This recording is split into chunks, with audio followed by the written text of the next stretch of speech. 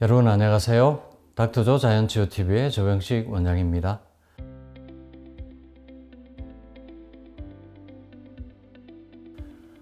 제가 지난번에 신부전증 환자분들의 단백질 섭취에 대해서 말씀을 드렸는데 오늘도 단백질 섭취에 대한 이야기를 드리도록 하겠습니다.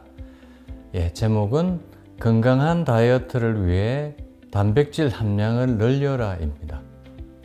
제가 여러 차례 또 다이어트 관련해서도 말씀을 드렸습니다만 다이어트의 가장 기본은 섭취 칼로리보다 소비 칼로리를 늘리는 거죠. 우리가 하루 종일 활동하지 않고 소모하는 칼로리량이 기초대사량입니다. 보통 남자는 1800이 정상이고 여자는 1400이 정상이죠. 그런데 우리가 훨씬 이것보다 많이 먹지 않습니까? 먹는 만큼 활동을 해서 소모하는 게 가장 기본이 되겠습니다. 당연히 활동을 더 많이 할수록 칼로리를 더 많이 소모하게 되니까 다이어트가 되겠죠. 그래서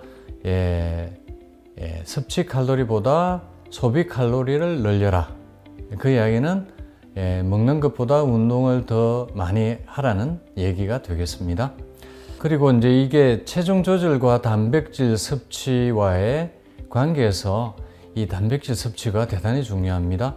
그래서 보통 우리가 운동으로 이제 지방을 분해해서 또 다이어트 효과를 보는데, 제가 또 지난번에도 말씀드렸지만 이 기초대사량이 또 높아야 그만큼 소모를 많이 할 수 있는 거죠. 그래서 중요한 것은 근육입니다. 그래서 이 근육을 늘려야 에너지 소모를 더 많이 할 수 있다는 얘기고요. 그리고 이 근육을 늘리기 위해서는 당연히 단백질 섭취가 중요하겠습니다. 그렇게 해야 또 에너지 효율을 감소시키고 포만감을 늘려줍니다. 보통 이때 다이어트를 실패하는 주된 원인이 이 요요 현상인데, 이 적은 양의 단백질 섭취가 또 요요 현상의 주된 원인이 되겠습니다. 그래서 체중 조절을 하기 위해서라도 고함량의 단백질을 섭취해야 된다는 말씀이고요.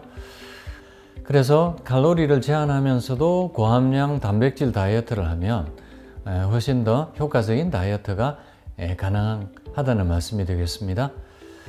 그래서 일일 단백질 섭취량을 자기 몸무게보다 1-20% 정도 더 늘려서 드시면 근육을 더 늘릴 수가 있고 또 기초대사량을 더 늘릴 수 있기 때문에 더 효과적인 다이어트가 되겠습니다. 그래서 이 단백질은 또 식탐을 줄여주기 때문에 더 효과적인 다이어트가 되는데요. 이 그래프를 보시면 일반적인 단백질 섭취량보다 고함량의 단백질 섭취를 하면 식탐을 줄일 수가 있습니다. 그리고 늦은 밤에 야식이 건강에도 좋지 않고 또 다이어트를 방해하게 됩니다. 그래서 늦은 밤에 야식 욕구도 우리가 단백질 섭취를 많이 하면 줄일 수가 있다는 말씀이 되겠습니다.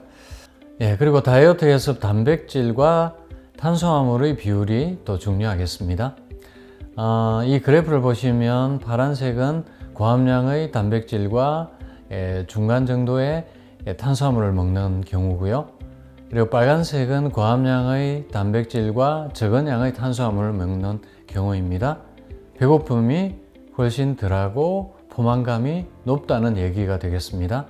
그래서 고함량의 단백질과 저함량의 탄수화물을 먹는 게 식욕 조절의 핵심이 된다는 말씀이고요.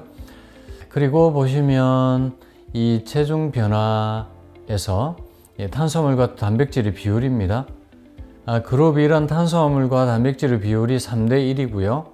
그룹 2는 2.7:1, 그룹 3은 1.5:1, 그룹 4는 0.96:1입니다.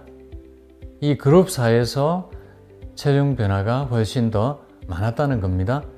그만큼 체중을 감소시켰고 다이어트 효과를 본 경우라는 거죠.